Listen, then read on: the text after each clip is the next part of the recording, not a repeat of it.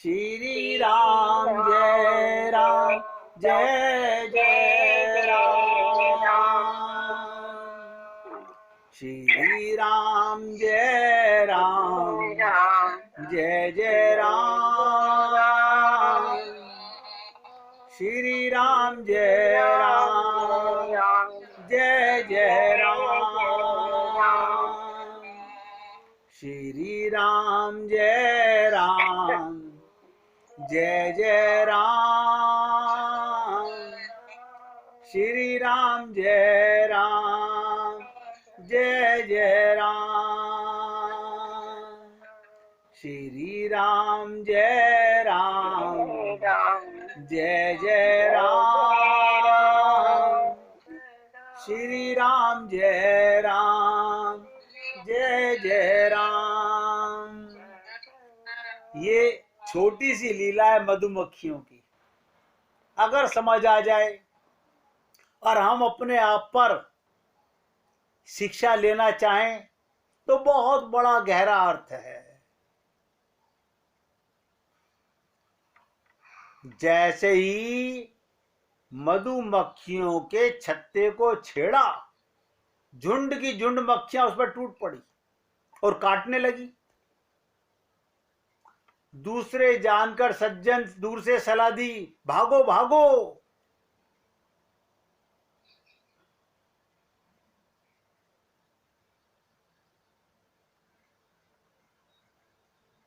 किसी ने कहा कंबल उड़ा दो इन्हें। ध्यान से सुनिएगा। किसी ने कहा इन्हें कंबल उड़ा दो। अब जब कंबल उड़ाया, जो कंबल के अंदर 10-20 मक्खियां घुस गईं, वो तो काटेंगी ना। जो भीतर रह जाएगी वो तो काटेगी। तुम दौड़कर क्या बोले, पानी में कूद पड़ो, डुबकी लगा जाओ। अब यहां पकड़ने की चीज बता रहा हूं। पानी में कूद पड़ो और डुबकी लगा जाओ। उन्होंने ऐसा ही किया, लेकिन जैसे ही निकले फिर मक्खियां ऊपर मंडरा रही थी। मक्खियां फिर ऊपर मंडरा रही थी। डुबकी लगाकर बहते गए, बहते गए।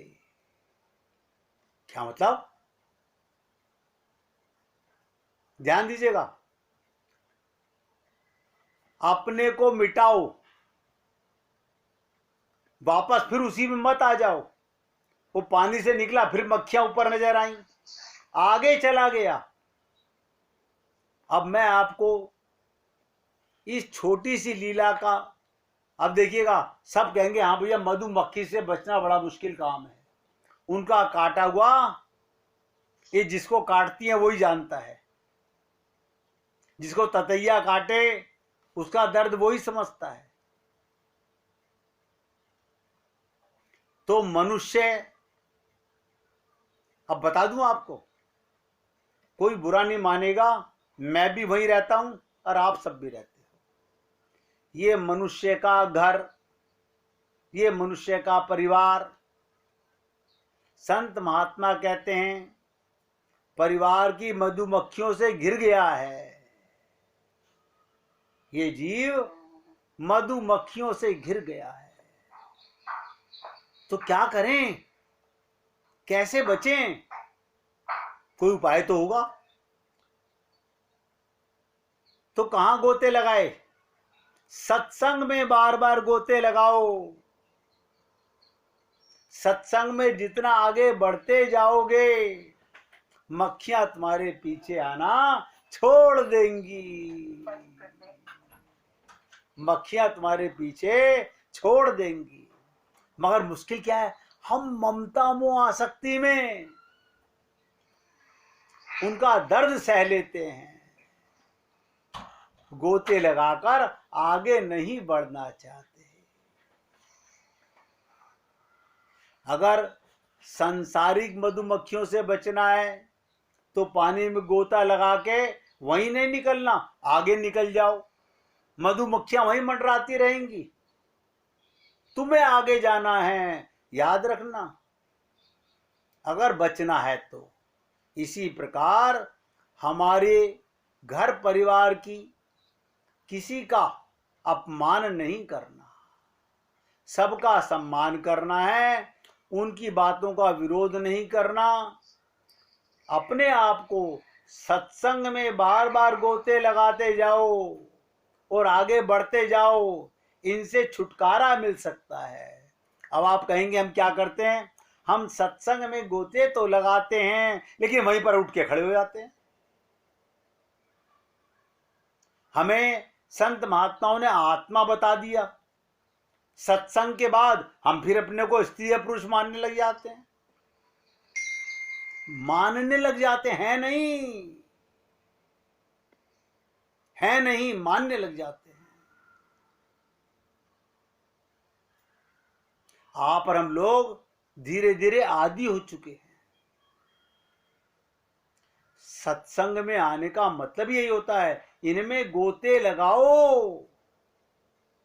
जो बोरा डूबन डरा रहा किनारे बैठ, जो बाहर बैठ के सुनता रहेगा, जो अपने को आत्मा नहीं मानेगा, भगवान को पाने के लिए गोता नहीं लगाएगा, वो आगे बढ़ेगा कैसे? वहीं ठूट के ठूट हैं। अब सुनिएगा, एक बार मथुरा के कुछ मित्रों ने विचार किया, आज पूर्णमासी है, चलो आगरा में ताजमहल के दर्शन करके आते हैं। कहते हैं वो चंद्रमा की रोशनी में बड़ा सुंदर दिखता है। बोले अबे सड़क से कौन जाएगा, हम सब नौका चलानी जानते हैं, नौका में बैठते हैं और चलते हैं। बोले हाँ ठीक है। 5 दोस्त एक साथ बैठ गए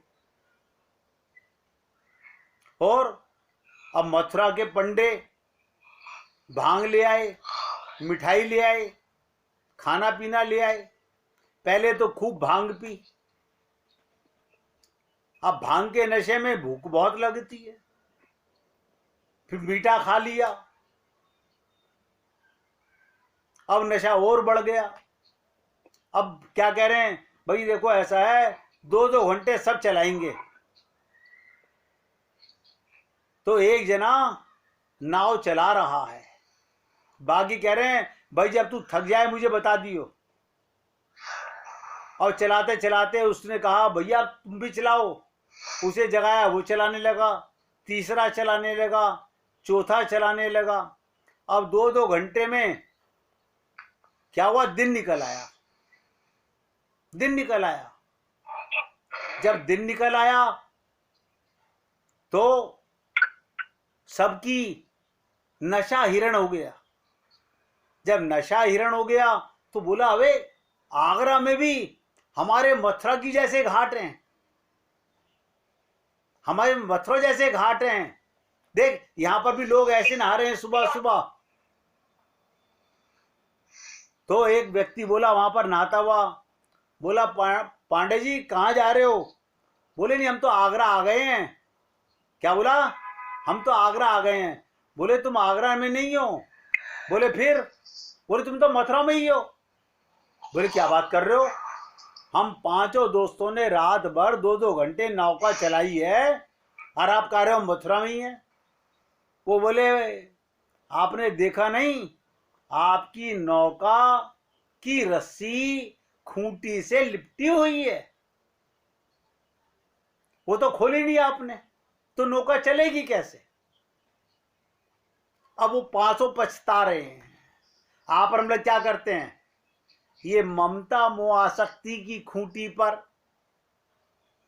एक एक शब्द ध्यान देना, ये ममता मोह आसक्ति की खूंटी पर हम सब अपने मन की रस्सी, बुद्धि की रस्सी को इतना लपेट चुके हैं। पाना चाहते हैं राम रस, पाना चाहते हैं आत्मरस, परमात्मा का रस, लेकिन वो मन की रस्सी नहीं खोली। क्या हुआ, जब सुबह आंख खुली तो कहां देखा, वहीं के वहीं भ्रम पाल लिया। हमने बड़े ऊंचे गुरुजी अपना लिए हैं, हम रोज सत्संग सुनते हैं। बाबा उस सत्संग में गोते भी लगाते हो कि नहीं? केवल सुनने से क्या होगा?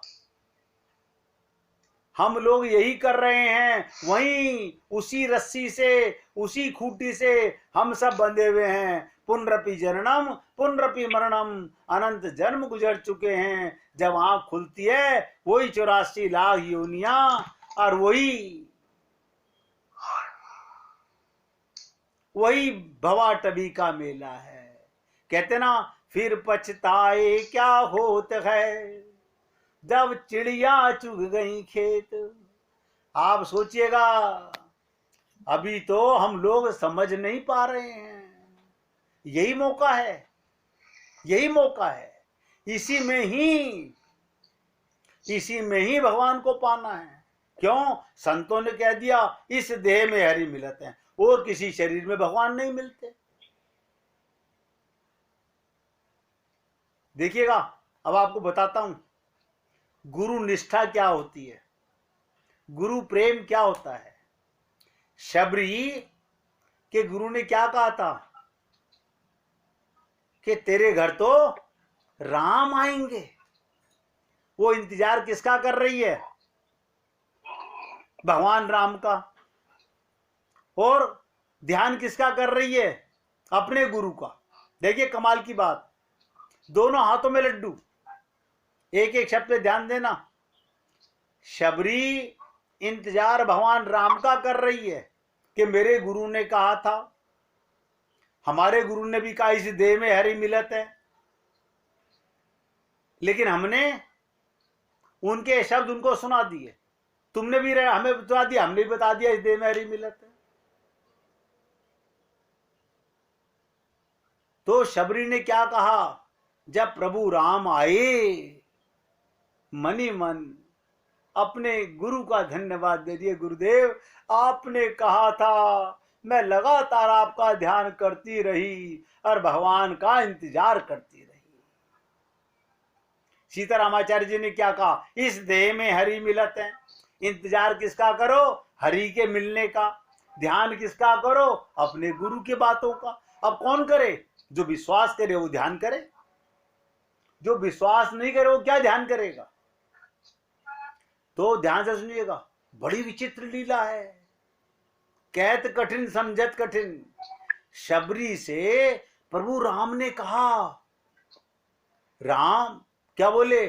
शबरी बता क्या चाहती है, क्या मांगती है? मैं तो आ गया, तेरे गुरु ने कहा था, मुझे तो आना ही था। तो क्या कहा उसने? ध्यान किसका कर रही थी? अपने गुरु का। भगवान ने कहा कहां जाना चाहती है? तो क्या बोले? बोली मैं अपने गुरु के धाम जाना चाहती हूं। क्यों? मैं जब से गुरु गए हैं उन्हीं का ध्यान कर रही हूं। तो भगवान ने क्या कहा? तेरे गुरु तो मेरे धाम में हैं, तो तू कहां जाएगी? मेरे धाम में जाएगी। अब हम लोग माया का ध्यान कर रहे हैं, परिवार का ध्यान कर रहे हैं, पूजा भी कर रहे हैं, पाठ भी कर रहे हैं, सत्संग भी सुन रहे हैं। तो हम ध्यान तो परिवार का कर रहे हैं, तो परिवार में ही आएंगे। और गाते क्या है कि ध्यान में रखना सदा भगवान रहते साथ में। आप सोचिए, हम लोगों पर संत महात्माओं की कितनी कृपा होती है। हम किसी को गुरु मान तो लेते हैं, मानना आसान है, जीवन में उतारना बड़ा कठिन है। मीरा की बहुत बदनामी की। उस जमाने के लोगों ने, पूरे राजस्थान के अंदर मीरा को बहुत बदनाम किया गया कि इसे चमार ही गुरु मिला। लेकिन उसने अपने गुरु के पूर्ण विश्वास पर सबका त्याग कर दिया। शबरी ने अपने गुरु की शब्दों पर विश्वास करके, तेरे घर राम आएंगे। हमें भी सब संत महात्मा कहते हैं इस देह में हरि मिलत है। लेकिन किसको विश्वास है? पापा तो मिलते हैं, मम्मी तो मिलती हैं, बेटा तो मिलता है, पैसा तो मिलता है, रिश्तेदार तो मिलते हैं। अरे इनमें भी तो हरि हैं। भगवान ने कहा जिसने मेरे से संबंध बना लिया, मैं उसकी मां भी बन गया, उसका पिता भी बन गया, तभी तो कह रहे हो ना, त्वमेव सर्वम मम देव देवा। अब एक छोटी सी बात बताने जा रहा हूं, और बहुत गहरी बात है। छोटे से शब्द हैं, अगर हृदय में बैठ जाएं और लगन लग जाए तो काम हो जाएगा। तुमने आंगन नहीं बुहारा, कैसे आएंगे भगवान। तुमने आंगन नहीं बुहारा, अंतःकरण तो शुद्ध किया नहीं। ये भजन है। तुमने आंगन नहीं बुहारा, कैसे आएंगे भगवान।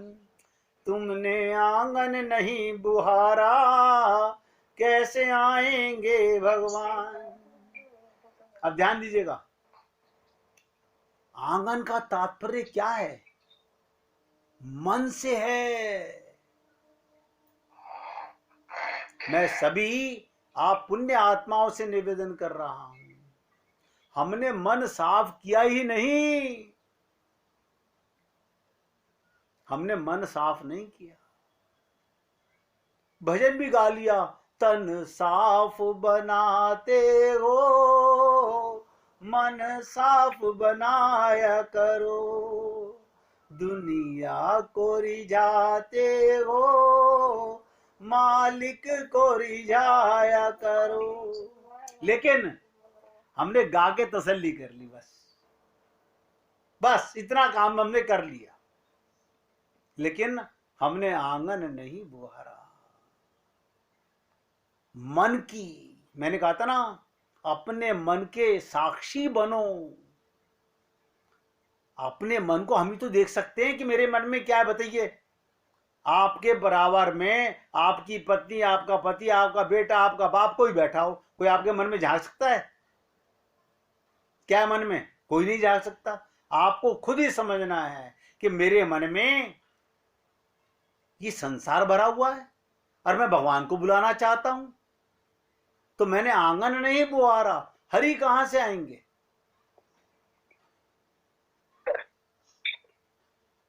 इसलिए आप सभी पुण्य आत्माओं से हाथ जोड़कर निवेदन कर रहा हूं, हमने मन साफ किया नहीं और उसमें भगवान को बिठाने चल दिए।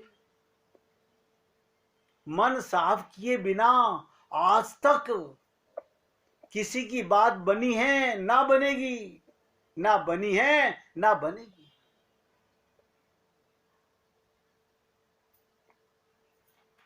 हमारा जीवन, कड़वा शब्द बोल रहा हूं, हम सबका जीवन दोगलेपन का शिकार है। हमारा जीवन दोगलेपन का शिकार है। पाखंड से पैर पीछे नहीं धरते, चतुराई से दुनिया को चक्कर में डाल सकते हैं। ध्यान देने का, चतुराई से, अपनी बुद्धिमत्ता से हम दुनिया को तो चक्कर में डाल सकते हैं, परमात्मा को नहीं डाल सकते, नहीं डाल सकते। अर्थात मन की जानता है प्रभु। बोलिए भैया। सर मन साफ नहीं होता, कैसे करेंगे? ये तो प्रॉब्लम है, मन साफ नहीं होता, बहुत कोशिश कर रहे हैं। चलिए बताइए, मन में गंदगी है तो नजर आता है ना, आता है ना।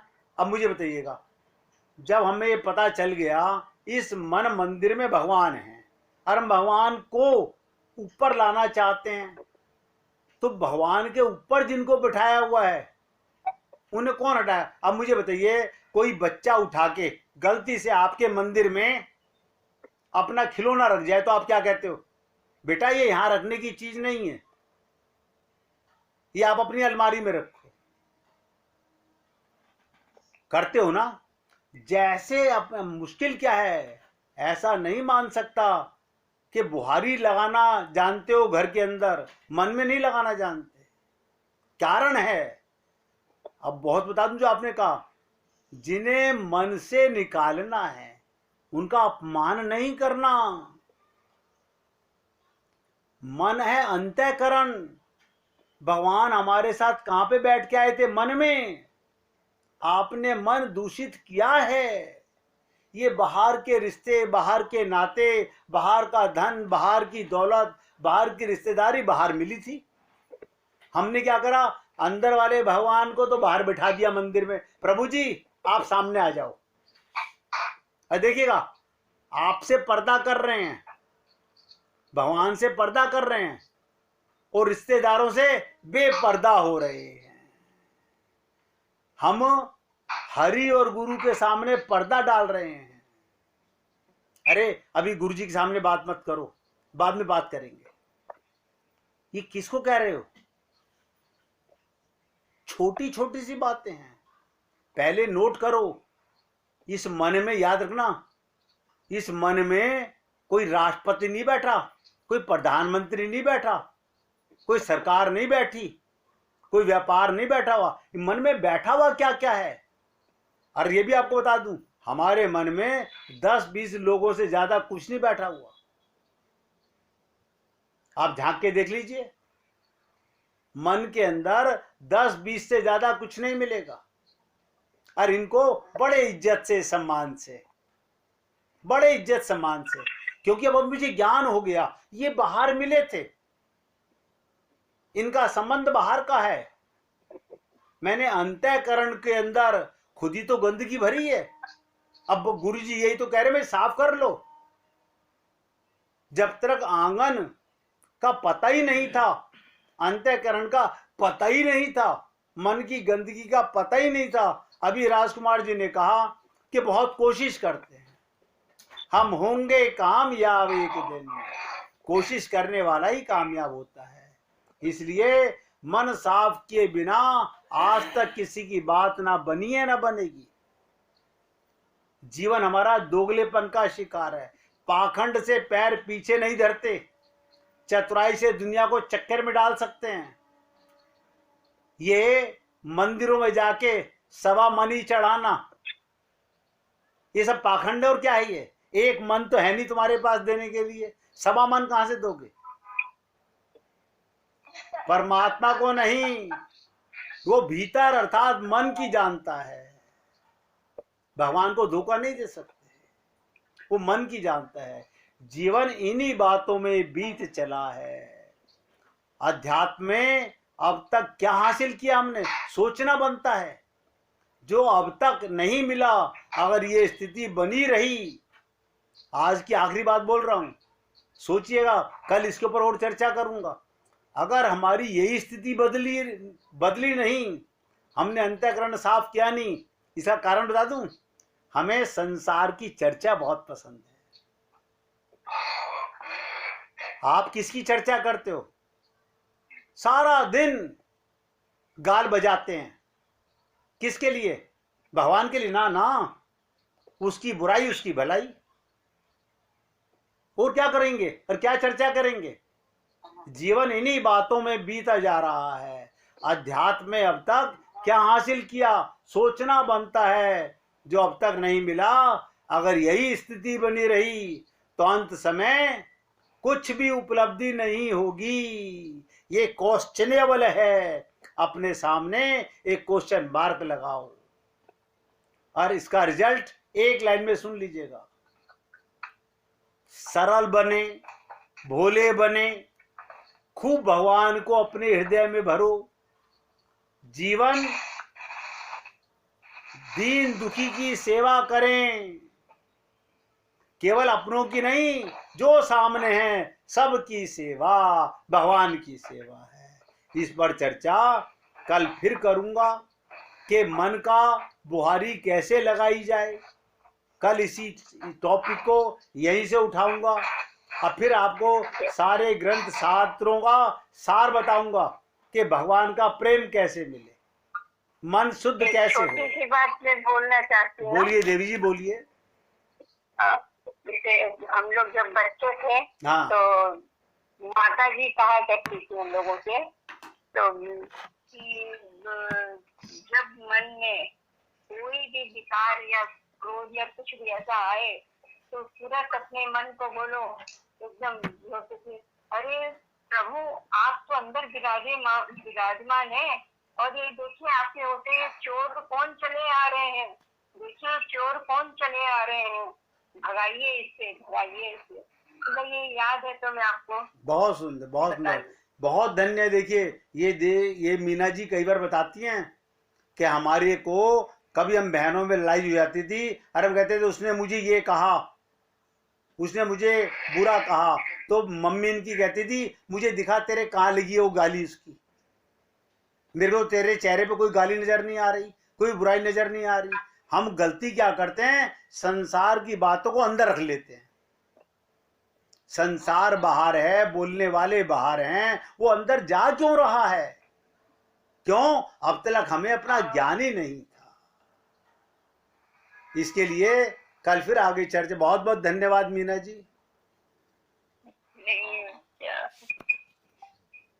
श्री राधे गोविंदा मन भजले हरि का प्यारा नाम है।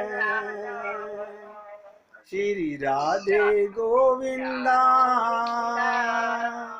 मन भजले हरि का प्यारा नाम है।